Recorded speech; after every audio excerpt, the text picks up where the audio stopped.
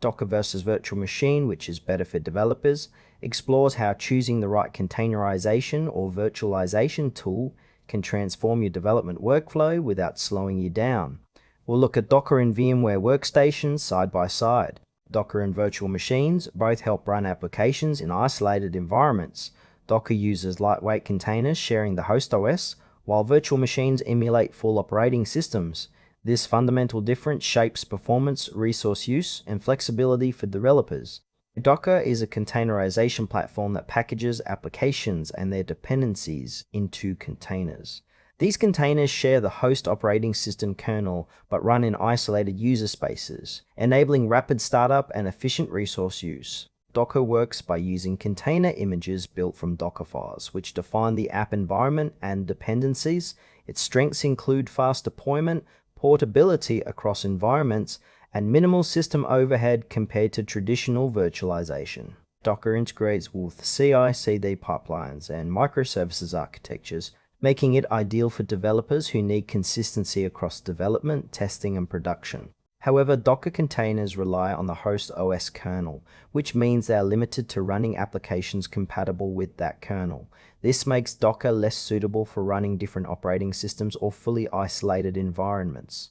Docker is best for developers focused on lightweight, scalable, and portable application deployment, especially when working with Linux-based systems or cloud-native applications, as noted on Docker's official site. Virtual machines, like those managed by VMware Workstation, create fully isolated environments by emulating complete hardware systems.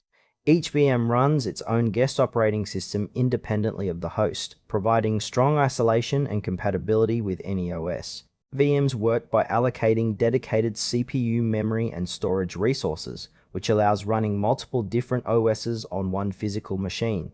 This approach offers flexibility to test diverse environments and software stacks without interference.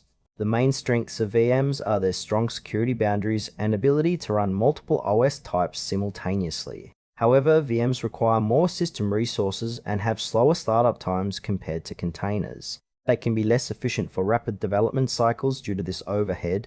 Virtual machines are ideal for developers needing full OS environments for testing legacy software or applications requiring complete isolation. VMware's official documentation highlights these benefits and trade-offs clearly. Comparing Docker and virtual machines reveals clear trade-offs. Docker excels in speed and efficiency, perfect for microservices and cloud-native apps where quick deployment and scalability matter. It uses fewer resources by sharing the host OS, but cannot run different OS types. Virtual machines offer maximum flexibility and isolation, supporting any OS and providing stronger security. This makes them suitable for testing across multiple platforms or running legacy applications. For example, a developer building a Linux-only web app benefits from Docker's lightweight containers and fast iteration. Conversely, a developer needing to test software on Windows, Linux, and macOS simultaneously would rely on virtual machines despite the resource cost.